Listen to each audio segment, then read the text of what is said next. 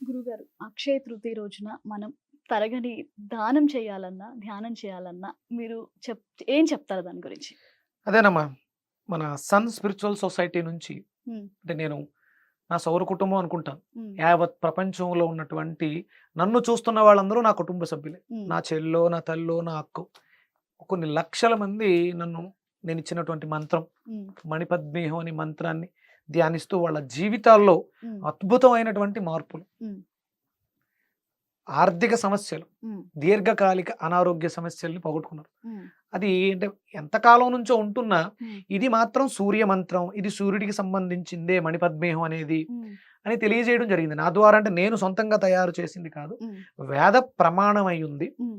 ఇది కైలాస మానస సరోవరంలో శంభలాదేవిలో స్ఫటిక శ్రీచక్రం మీద ఉన్నటువంటి బీజాక్షర మంత్రం ఓం మణి పద్మేహం.